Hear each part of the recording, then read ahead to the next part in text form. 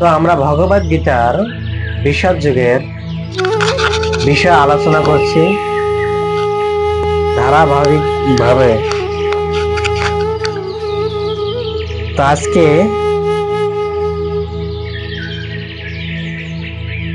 13 নম্বর শ্লোক আমরা আলোচনা করব। আর 13 নম্বর শ্লোকে আমরা জানব আমাদের প্রধান উৎসবে কেন ঢাক ঢোল ভেরি পবন ইত্যাদি বাজানো হয়, সেই বিষয়ে আজকের শ্লোকে আলোচনা করা হয়েছে।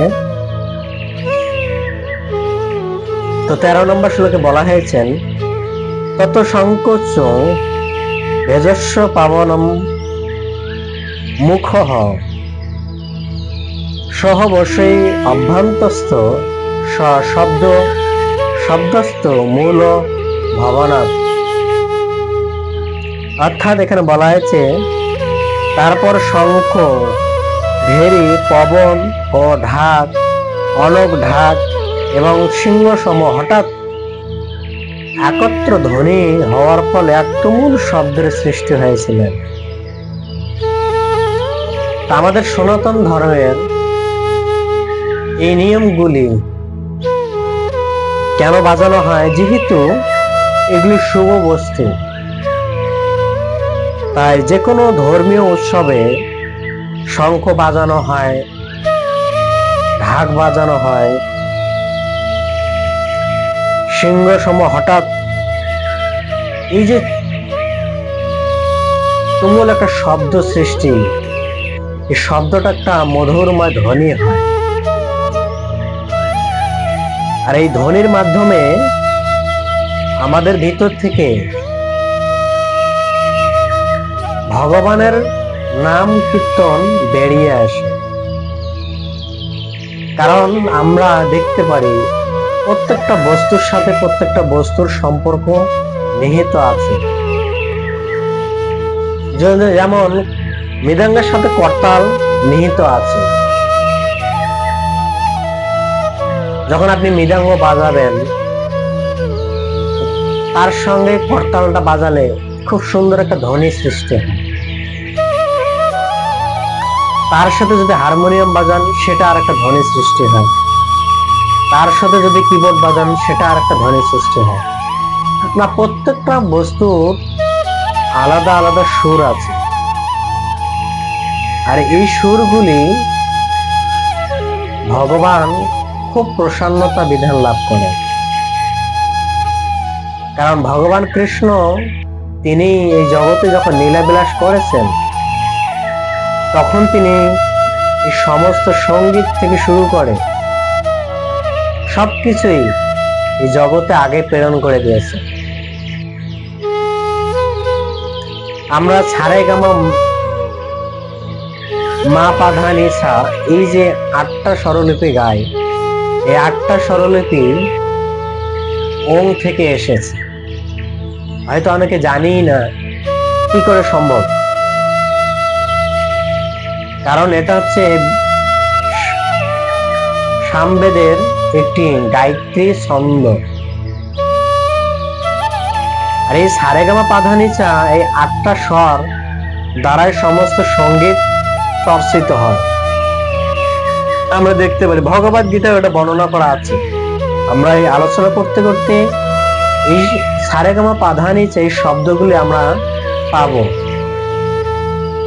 কেননা এই বস্তুগুলি ভগবান দ্বারা সৃষ্টি হয়েছে। আপনি যদি ওং মন্ত্র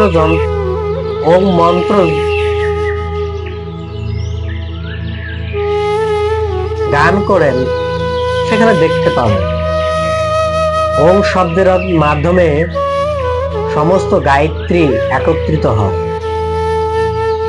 আর এই গায়ত্রীর মাধ্যমে ভগবান প্রসন্নতা বিধান লাভ করেন, যেটা আমাদের বৈদিক শাস্ত্রে নিহিত আছে। ভগবানকে আরাধনা করতে গেলে গান করতে হয়, ভগবানকে আরাধনা করতে গেলে কীর্তন গেতে হয়। কেন না, যেহেতু ভগবান এগুলোর দ্বারা পৃথিবীদান লাভ করেন। আমরা দেখতে পারি ভগবানের যে সমস্ত লীলাতে সমস্ত গোপিকারা কি করেছেন, গান, নৃত্য, বাদ্যযন্ত্র, বিভিন্ন যন্ত্র আদি সেখানে তারা ভগবানের আনন্দ বিধানের জন্য ইউজ করেছে। কিন্তু সেটা মুখ্য বিষয় না। মুখ্য বিষয় হচ্ছে এখান থেকে আমাদের শিক্ষা যে সনাতন ধর্মের বৈদিক শাস্ত্র কালচার অনুসারে এই সমস্ত যন্ত্রের সাথে সনাতন ধর্মের সম্পর্কিত। কারণ ঢাক যদি বাজে, এটা ঢাকের বাজানো শুনলে মন একটা আনন্দ উদ্ভাসিত হয়। যেমন কেউ যদি বাঁশি বাজায়, বাঁশির সুরে মন বিগলিত হয়। কেউ যদি বেহালা বাজায়, বেহালার যে সুর, সেই সুরে মানুষের মন তার পিছনে ধাবিত হয়।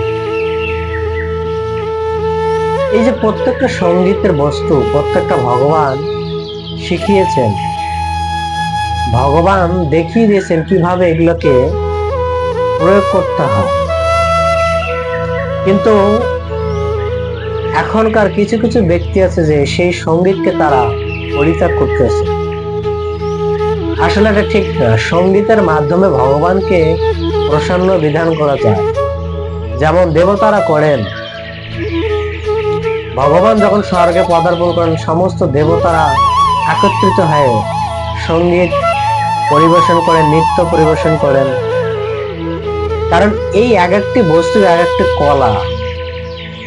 ভগবান সেটাই বলতে, এতে সাংশ কলা পুংস কৃষ্ণস্থ ভগবান চান। এগুলো হচ্ছে প্রকৃতির একটা কলা, বিভিন্ন প্রকারের। আর এই কলার মাধ্যমে ভগবানকে সে প্রসন্নতা লাভ করতে পারে।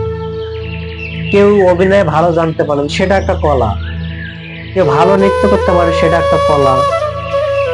কেউ ভালো গান গাইতে পারে, সেটা একটা কলা। কারণ ভগবান প্রত্যেকটা ব্যক্তির ভিতরে আলাদা আলাদা গুণ দিয়েছে, প্রত্যেকটা যন্ত্রের মধ্যে আলাদা আলাদা সুর দেওয়া আছে। কেন?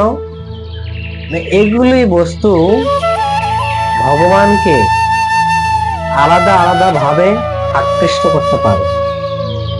কিন্তু এর পরিণামে আমাদের ভক্তি থাকতে হবে। ভক্তি যদি আমাদের হৃদয়ে ধারণ করা না হয়, তাহলে সঙ্গীত বাজে সে আনন্দটা আমরা লাভ করতে পারবো।